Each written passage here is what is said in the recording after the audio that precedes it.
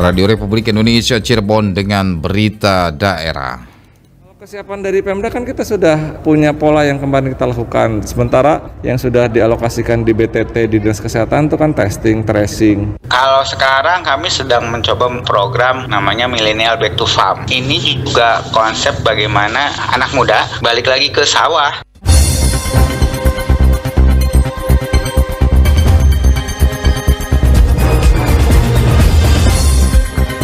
Sari berita. Kasus COVID-19 muncul kembali di kota Cirebon. Pemerintahan Desa Kamarang Greget Kabupaten Cirebon berinovasi meningkatkan kesejahteraan masyarakat. Bersama saya Iskandar Zulkarnain, inilah berita daerah selengkapnya.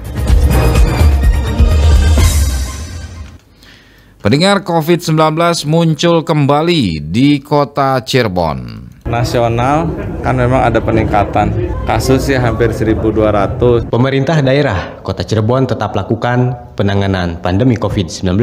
Capaian vaksinasi COVID-19 menjadi kekuatan untuk bisa menjaga geliat ekonomi di Kota Cirebon. Hal tersebut diungkapkan Sekretaris Daerah Sekda Kota Cirebon, Dr. Andes Haji Agus Mulyadi, MSI, kepada sejumlah awak media kemarin. Menurutnya secara nasional ada peningkatan kasus hampir 1.200 kasus. Meskipun di Jawa Barat angka tidak sebesar di Jakarta, meningkatnya kasus positif COVID-19 dikarenakan munculnya subvarian Omikron BA4 dan BA5. Di Kota Cirebon diakuinya saat ini sudah ada yang terpapar COVID-19 sekalipun belum diketahui jenis variannya. Untuk tingkat kota ini kan kalau dari sisi informasi yang ada itu kan ada penambahan 2. Dan yang masuk ke Gunung Jati ada 3 yang baru ya, kita nggak tahu apakah satu warga kota. Kalau kesiapan dari Pemda kan kita sudah punya pola yang kemarin kita lakukan. Sementara yang sudah dialokasikan di BTT di Dinas Kesehatan itu kan testing, tracing. Ruang isolasi sudah siap kalaupun sampai kondisi terburuk, baik ICU, intensif maupun juga ruang perawatan biasa.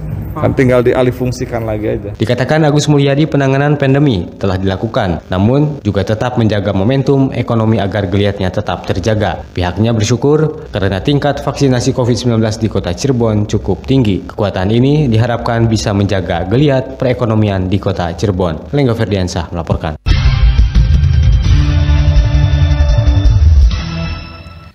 Dalam sepekan terakhir, harga cabai rawit merah di kota Cirebon masih tinggi di atas Rp100.000 per kilogram. Berdasarkan data Dinas Koperasi Usaha Kecil Menengah Perdagangan dan Perindustrian DKUKMPP Kota Cirebon, harga cabai rawit merah di kota Cirebon rata-rata mencapai Rp108.750 per kilogram. Sementara untuk harga cabai jenis lain menunjukkan penurunan harga. Pada cabai merah keriting dan cabai merah besar rata-rata turun sebesar Rp5.000 menjadi Rp68.750 per kilogram. Selain komoditas cabai, komoditas lain yang menunjukkan penurunan harga adalah minyak goreng curah. Harga minyak goreng curah saat ini rata-rata Rp15.250 per kilogram atau turun Rp5.000 per kilogram. Salah seorang warga kota Cirebon, Sukini, berharap harga komoditas tersebut terus menurun agar tidak memberatkan masyarakat dalam memenuhi kebutuhan sehari-hari. Dinas Kesehatan Kabupaten Cirebon mendorong capaian program persalinan di fasilitas kesehatan. Berikut laporan Yulianti. Seluruh ibu hamil itu harus kontak dengan petugas kesehatan itu 6 kali. Di dalam program kesehatan ibu dan anak ada beberapa indikator yang harus dicapai atau dilaksanakan, diantaranya terkait kunjungan ibu hamil. Kepala Seksi Kesehatan Keluarga dan Gizi Masyarakat Dinas Kesehatan Kabupaten Cirebon, Dr. Teti Rostianti, mengapresiasi kerja keras para bidan karena kunjungan ibu hamil di Kabupaten Cirebon sudah mencapai 100%. Namun ada hal yang harus diperhatikan sesuai dengan Peraturan Menteri Kesehatan Republik Indonesia mengenai frekuensi jumlah kunjungan dan akses layanan oleh dokter puskesmas. Peraturan Menteri Kesehatan saat ini bahwa dari kunjungan ibu hamil ini ini paling tidak si ibu hamil ini harus diperiksa oleh dokter puskesmas. Jadi ini mohon bantuannya kepada forum gitu, barangkali di daerahnya ada ibu-ibu hamil, mohon dimotivasi untuk bahwa pelayanan selama kehamilan itu minimal harus 2 kali kontak dengan dokter puskesmas. Jadi bukan hanya oleh ibu bidan saja. Kemudian juga terkait kunjungan, minimal seluruh ibu hamil itu harus kontak dengan petugas kesehatan itu 6 kali selama kehamilannya, yaitu 2 kali pada trimester pertama, 1 kali pada trimester kedua, 3 kali pada trimester ketiga. Selain itu, tambah Dr. Teti Rostianti, program persalinan di fasilitas kesehatan yang harus mencapai 100%. Ini diartikan apapun keadaan dan alasannya, tidak boleh lagi ibu hamil yang melahirkan di rumah atau oleh dukun paraji. Pihaknya berharap pendampingan dari Forum Masyarakat Madani FMM Kabupaten Cirebon, kondisi tersebut bisa diminimalisir. Teti bersyukur data pada tahun 2021 lalu hanya ditemukan 1 kasus ibu hamil yang melahirkan pada dukun bayi. Ia mengajak seluruh komponen agar bersama-sama mengedukasi masyarakat agar melahirkan pada fasilitas layanan kesehatan yang terstandar seperti puskesmas dan lainnya. Begitu juga memberikan pemahaman kepada para dukun bayi atau paraji supaya tidak lagi menolong persalinan ibu hamil.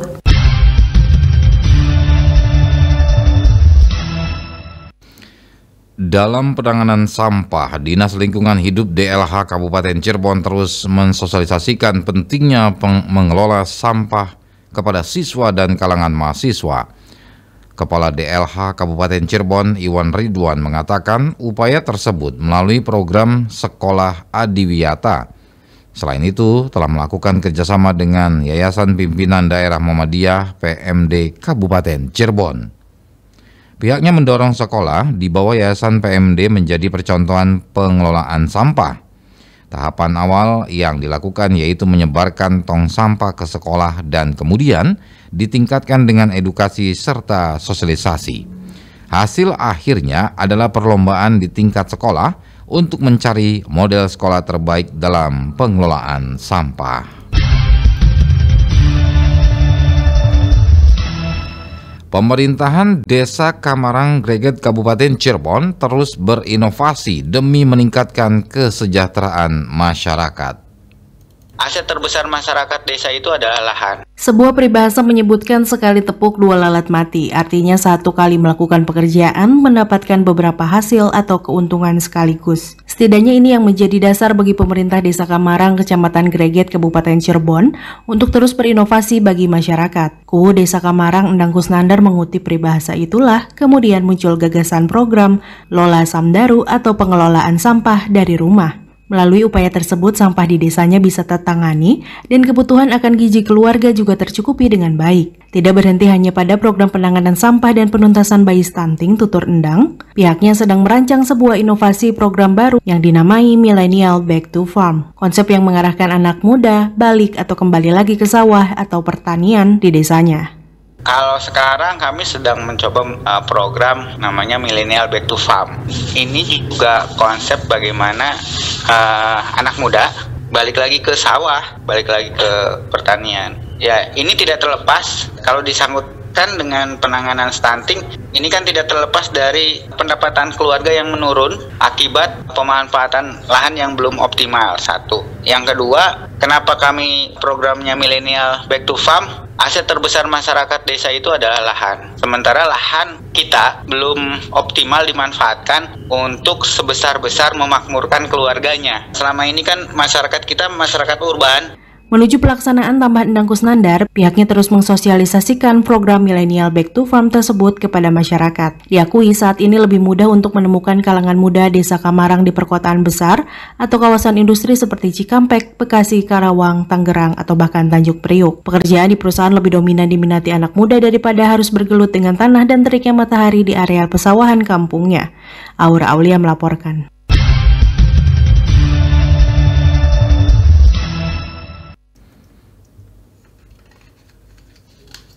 Sebanyak 38 kafilah kota Cirebon siap bermusabakoh pada MTQ ke-37 tingkat Jawa Barat di Kabupaten Sumedang. Pelepasan kafilah pun dilakukan oleh Sekretaris Daerah Sekda Kota Cirebon, Dr. Andes Haji Agus Mulyadi MSI di lobi gedung Sekda Kota Cirebon kemarin. Agus Mulyadi meminta kepada anggota kafilah untuk menjaga kesehatan. Begitu pula kepada pembina dan pendamping diharapkan memberikan semangat dan motivasi untuk Qori dan Qoriah. Dengan begitu, kafilah MTQ bisa memberikan yang terbaik bisa memberikan yang terbaik baik untuk Pemda maupun untuk masyarakat Kota Cirebon. Pada MTQ ke-36 lalu, Kota Cirebon berhasil meraih peringkat 14 dan untuk MTQ tahun ini diharapkan prestasi masuk 10 besar bisa diraih.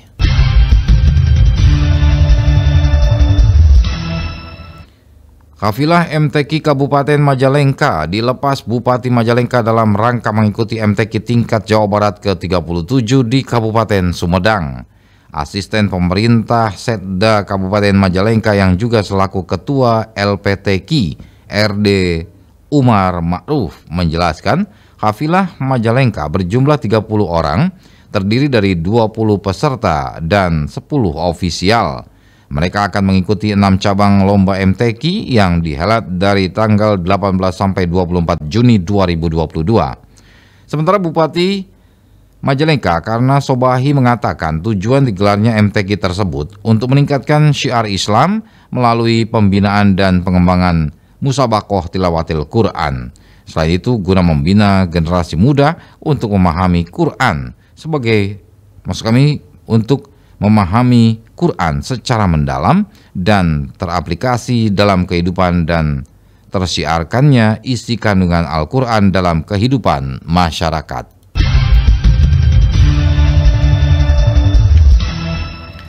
Pendengar, selanjutnya kita beralih ke berita olahraga. Berita olahraga. Berita olahraga. Pemkab Pabersi Kabupaten Cirebon terus mengintensifkan program latihan menjelang Porprov. Itu mengacu untuk kemampuan mengukur tolak ukur kita pas dalam latihan. Pemkab Perkumpulan Angkat Berat Seluruh Indonesia Pabersi Kabupaten Cirebon mengintensifkan program latihan menjelang pelaksanaan Porprov Jawa Barat tahun 2022. Pelatih angkat berat Kabupaten Cirebon Karmin Abdul Hadi kepada RRI mengatakan intensitas dan frekuensi latihan saat ini mulai ditingkatkan, di mana latihan yang sebelumnya dilaksanakan 3 kali seminggu saat ini menjadi 5 kali dalam seminggu. Hal ini dilakukan agar para lifter bisa lebih siap dalam menghadapi Porprov Jawa Barat. Selain itu, tim pelatih juga mengadakan tes angkatan bagi para lifter yang dilaksanakan setiap akhir bulan untuk mengetahui dan mengukur hasil latihan yang telah dilakukan selama ini. Dari tiap bulan kita mengadakan jenis angkatan rekor ya. Semua dari jenis angkatan, baik dari squat, terus bench press, dan deadlift. Itu mengacu untuk kemampuan mengukur tolak ukur kita pas dalam latihan. Contoh bulan kemarin total angkatan dari keseluruhan 3 jenis angkatan 500. Misalkan dari jenis angkatan squat mampunya 200. Nah, untuk rekor ke depan tuh minimal 5 kilo naik. Nanti di bulan keduanya 205 minimal. Jadi untuk tolak ukur bahwa kita tuh untuk tiap bulan tuh ada kenaikan sama latihan. Disinggung mengenai target, ia mengaku sangat optimis dengan peluang 5 lifter yang akan tampil di Porprov bisa mempersembahkan medali bagi kontingen Kabupaten Cirebon. Abdul Hadi menegaskan saat ini Pabersi Kabupaten Cirebon masih terkendala dengan sarana pertandingan karena belum memiliki baju tanding yang berstandar nasional. Alex Sunardi melaporkan. Berita olahraga. Berita olahraga. Pengcap Persatuan Drum Band Indonesia PDBI Kabupaten Cirebon pesimis bisa mempertahankan prestasi pada Pekan Olahraga Provinsi Porprov Jawa Barat tahun 2022. Pelatih Drum Band Kabupaten Cirebon Rahmat Agus Rianto kepada RRI mengatakan ada beberapa faktor yang mempengaruhi dari sarana prasarana yang jauh tertinggal hingga mundurnya atlet dengan berbagai macam alasan. Dengan kondisi tersebut menurutnya akan sangat sulit tim drum band untuk bisa menyamai pencapaian pada Porprov tahun 2018 yang mampu meraih 2 medali emas. Meski sedikit pesimis, namun dirinya menilai peluang untuk setidaknya meraih 1 medali emas di Porprov tahun 2022 masih sangat terbuka, mengingat peta kekuatan cabang olahraga drum band di Jawa Barat saat ini dinilai masih cukup berimbang.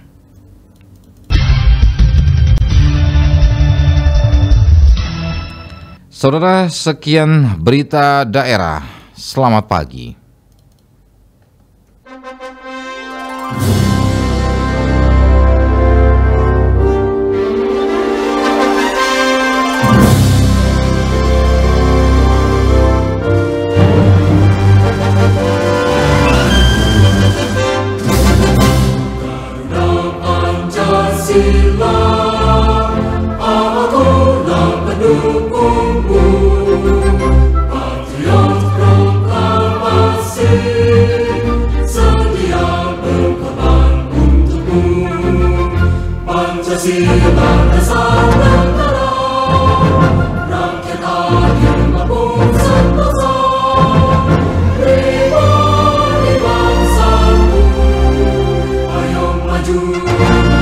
Ayo maju,